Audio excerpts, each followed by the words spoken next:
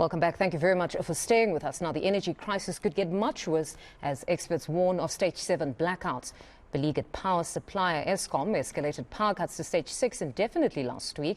President Cyril Ramaphosa has cancelled his trip to the World Economic Forum in Davos to deal with the very crisis. Let's bring in Energy Council of South Africa CEO James Mackay. Mr. Mackay, good morning and thank you very much for your time. So that particular decision by the president to cancel his Davos trip to engage Eskom in the national energy crisis has had mixed reviews. Where exactly do you stand on this one? Does it present some sort of an opportunity? Will this engagement yield better results for all of us?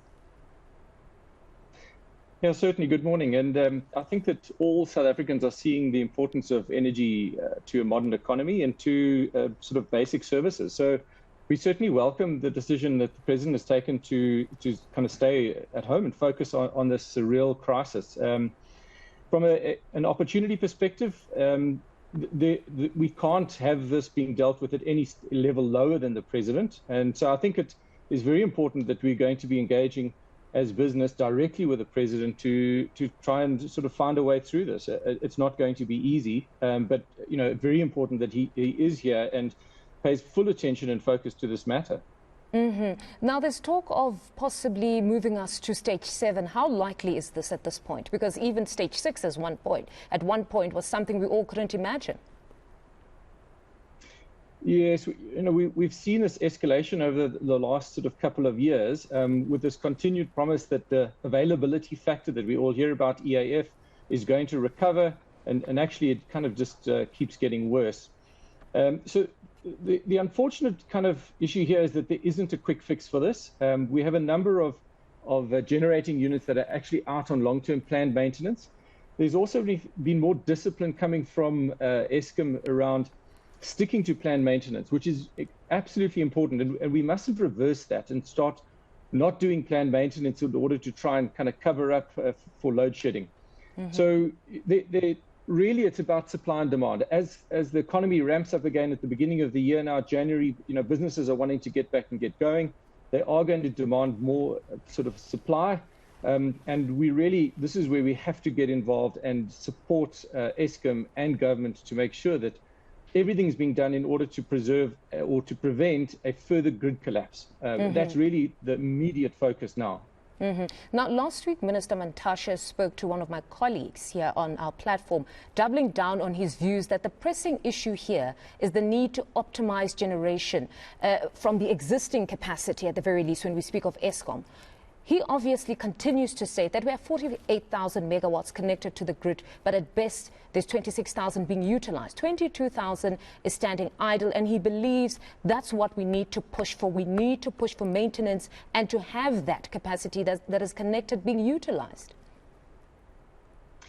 Yes, so we actually have more than 48,000 connected. I think it's about 53 gigawatts. It's a moot point. We've seen the availability factor of the Eskom fleet collapse from the original plan of IRP 2019, 78%, 2021, they targeted 73%, then 22, they said, okay, well, it's now at 58% will recover. Beginning of 23, it's below 50%. I don't think a theoretical plan or an ambition to recover this is going to be good enough. We have to get really into the sort of the nuts and bolts of saying, what is the action plan? Who will do it? By when? Who will be held accountable? And then those issues have to be driven out. I think there are lots of good technical plans as to what could be done. But what we've consistently seen is that these actions are not materializing in the timeframes required, and sort of entities and people are not being held accountable. So really, sort of the recovery remains an ambition. So I think that we've got to do more than what we've been doing in the past. And this is where I think the president sitting at the table is going to make a difference. Now, with Minister Mantashe, it seems that was in response to a question around the energy mix, where he was saying at this present moment, perhaps there's a better option to just focus on this 22,000 megawatts that are idle. So you're saying at this point, it's really neither here nor there. So I think that there's probably three things that we need to do very urgently. The first one is protect from a grid collapse on Eskom. So, to do that, Eskom, they need access to diesel. They need an absolute real focus on maintenance and sort of operations, as per the minister's sort of view. We also need to get some more electrons onto the grid very urgently. There's been a standard offer and a feed-in tariff proposed by Eskom. This has been, it's a great idea, technically very good. It will bring available power into the system. We must just implement it. And then there's also a lot that could be done around driving better demand efficiencies. There's still a lot of efficiencies in industrial spaces where with a little bit of incentive planning and a push, we could actually take demand off the grid in a very sensible and economically sustainable way. So I think that's step number one. We have to do all of that very quickly with a real sharp focus. The next kind of key issue is that we need to stabilize Eskom as an entity. We've got to continue the reform program with the unbundling.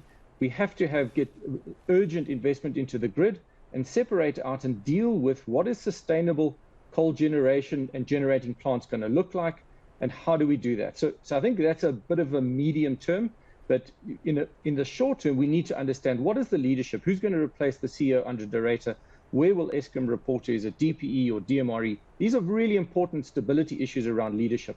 The third issue that we need to deal with is then accelerating investment in renewable energies and other generation.